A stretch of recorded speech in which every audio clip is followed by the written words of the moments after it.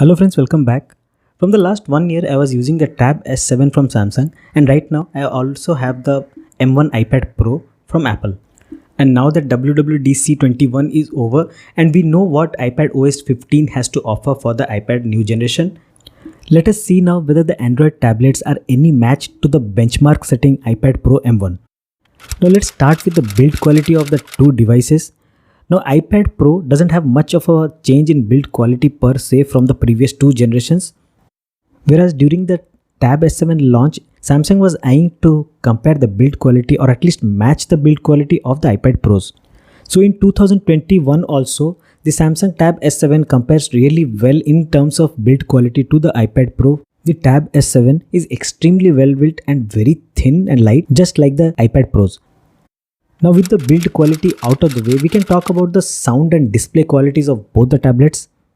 Both the tablets that I have here right now is the 11-inch models, whereas the 12.9-inch and the 12.4-inch of the Tab S7 Plus rock the AMOLED version, whereas the iPad Pro 12.9 rocks the mini LED. But in my case, both of them have the LCD panels which is very sharp, so the resolution as well as the color output is excellent in both the tablets. But if you have seen my previous video comparison, the iPad Pro and the iPad operating system reproduces slightly better DCI P3 color gamut coverage, especially in the browser, but even then the difference is very minor to say. But the only area where the displays are completely different from each other is the aspect ratios. The Tab S7 has the 16:10 aspect ratio, so the iPad Pro 3:2 screen is well matched for productivity tasks, whereas the Tab S7 16:10 aspect ratio is well matched for content consumption and movie watching. When it comes to the speaker comparison, both are having quad speakers and excellent loudness and output. The bass frequencies are slightly better represented on the iPad Pro, and at the same time, the loudness and speech clarity is better on the Tab S7. Personally, I like both the displays and both the sound qualities. Now talking about the battery performance of both the devices, I would say both are evenly matched. I have been using the Tab S7 from almost a year now, and battery performance has been excellent. This is unlike any of the Samsung devices that I have used in the past, mostly the smartphones which have the Exynos processor. And since this is rocking a Snapdragon 865 Plus, the battery performance is much more reliable than the Exynos variety. So both the tablets will give you around 10 hours of screen on time. Now both the Tab S7 and the iPad Pro has excellent writing devices, that is the S Pen and the Apple Pencil. I have done a lot of videos regarding comparing of both these writing devices or instruments, and I found that for writing per se or taking notes, the Tab S7 is slightly better suited because of the tip material that is used on the S Pen, whereas for everything else like digital art or painting, the Apple Pencil is slightly better suited.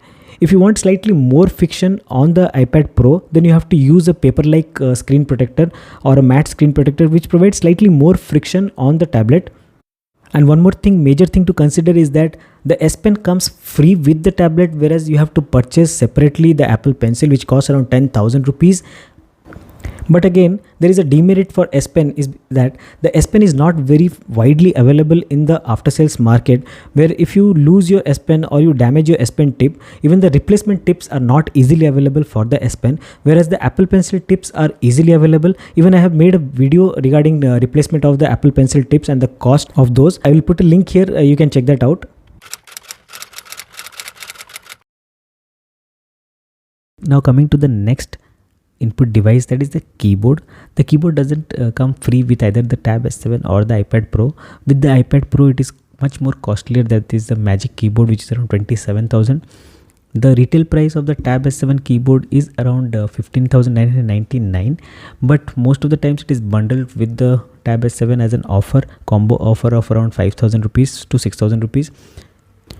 So basically the Tab S7 keyboard is around 5 times lesser than the Magic Keyboard of the Apple iPad, and overall it is slightly inferior to the Magic Keyboard, especially in the typing and trackpad experience. But I really like the back case that comes bundled with the keyboard. Since it is detachable, you can also carry the tablet with just the back cover attached, and it also has a hinge facility, so you can prop up the tablet at any position and anywhere you can take it. So it acts like a protective case for the back and also as a propping device. But the Magic Keyboard, even though I have not used the Magic Keyboard per se, but from the reviews and the features, the Magic Keyboard is completely a different ball game. It has backlighting, whereas the Tab S7 keyboard doesn't have backlighting. The floating mechanism of the Magic Keyboard is also a completely different story to say. So if you're willing to pay 25 to 30,000 for a keyboard, then you're getting a overall much better device. Now let's talk about the storage options of both the devices. Now both the variants that I have are the base variants, and both are coming with the 128 GB storage variant. So Tab S7 has a 6 GB RAM, whereas the iPad Pro M1 chip has around 8 GB of RAM for the base model. But the trump card for Tab S7 is that it also has a expandable storage memory card slots, where you can put a 256 GB or up to 1 terabyte of micro SD card, which will come out much more flexible and much more cheaper than the iPad Pro storage upgrade prices. So now that we have discussed most of the hardware capabilities of both the devices, now let us discuss the software side or the usability side of the tablets. Now since both are tablets, so let us discuss what exactly are the tablet based activities that people do on their tablets.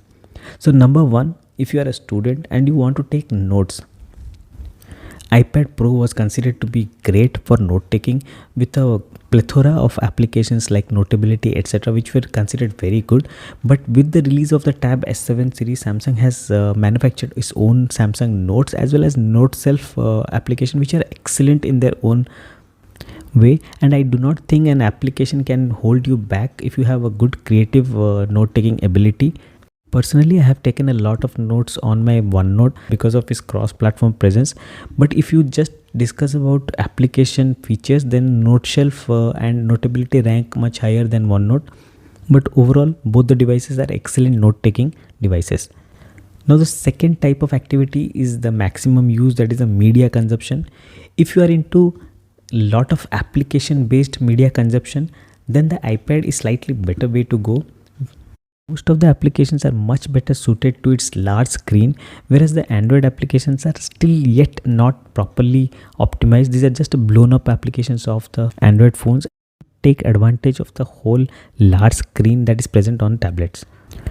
Now beyond the app disparity, if you concentrate on just viewing web series or movies on your tablet, then Tab S7 is slightly better suited because of the aspect ratio, as I told earlier. Sound quality is great on both the devices. Now there is another category of people who do digital painting or digital art.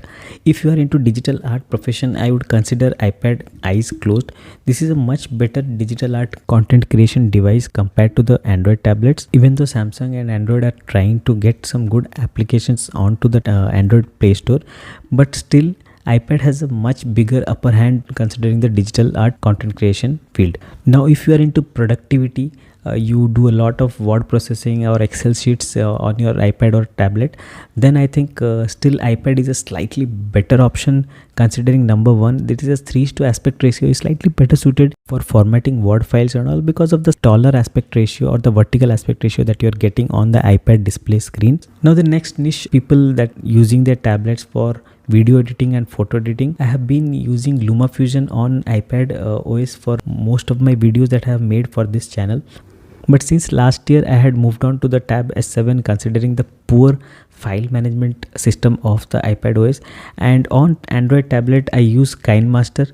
KineMaster is also really good, but it is a subscription based payment system and it's slightly costlier. Now in photo editing section, nothing is compared to the Affinity Photo in the Android tablet market, whereas beyond Affinity Photo, there are variety of applications that help in photo editing like Snapseed, Pixlr, Polar Photo Editor, and almost all the applications are present on both the platforms. Beyond these major categories of tablet usages, there are some special applications always for particular niche that will be available on either of the Android or iPad OS. I think you have to do a research beforehand, check out the app stores on both the platforms and see which all applications are better suited to your field, be it CAD softwares, coding softwares, or even different PDF editors. Then you can select a proper device that suits you for doing your work better. Now let me tell you why I moved away from the iPad last year to the Tab S7. There are some special software abilities of this Tab S7 which have been provided by Samsung's One UI. So the first thing or the first deficit of the iPad OS is the file manager, as I have repeatedly told. If you are a photographer or content creator and you want to copy paste a lot of photos or videos from your SD card onto the iPad, then it is really troublesome and it's a very slow process, whereas in the Tab S7 or any Android tablet it is very easy. The file manager is very similar to what you have got acquainted to your computers. There are no duplicate files being created inside each application for the same PDF or the same photo. Basic photo editing, basic resizing of photos can be done inside the gallery application of the Tab S7, whereas you cannot do any kind of basic editing inside the file manager app, and you have to import these photos or the PDF files onto a particular application, which creates a duplicate file and causes the storage to deplete very fast. Now beyond that, one feature that we used to forget, that if you are buying a cellular model of both the devices, you are getting a full phone functionality in the Tab S7. You can receive calls, you can text SMSs, and all the functionality of a full phone can be used here, whereas the SIM card on the iPad is completely restricted. You cannot even know how much data is remaining in your SIM card because you do not get any SMSs or alert messages regarding the data used in your carrier. Similarly, since there is a SIM card enabled on your Tab S7, you can have full functionality of WhatsApp or Telegram on your tablet, whereas it is restricted on iPad OS. So if you are a student and you do not want to carry both a smartphone as well as a high-end tablet, then the Tab S7 is better suited to you, as you have the full phone functionality as well as a complete tablet experience. There is also this DeX feature which is available on the tablet, where you can project your complete tablet into a TV or your monitor. On the iPad OS, on connecting to your TV or monitor, just mirrors the screen onto the TV or monitor, and since the monitor or TV are mostly in the 16:9 aspect ratio, so there will be huge large black bars on right and left side of your monitor, so that is not at all a good experience. So considering all the features and subset of applications that I use personally, I was using a Tab S7 for almost a year now, and I'm very much satisfied with this tablet. The only reason if I change from this Tab S7 will be because of the resale value. The Samsung tablets fall in prices or resale value very fast, whereas the iPad is a long-term investment. Once you do an investment in iPad, you know that the value will be retained for a longer time. And even the software updates will keep on coming for the next 5 to 6 years, whereas Samsung has promised software updates for maximum of 3 years. So to conclude, the Tab S7 is a slightly better device in my opinion considering my usage, but as a gadget lover I keep checking various devices and various tablets at time to time. So that is why I have again testing out the iPad Pro with the M1 chip. So thank you guys. If you like the video, do hit the like button and subscribe to my channel for more such videos. Thank you.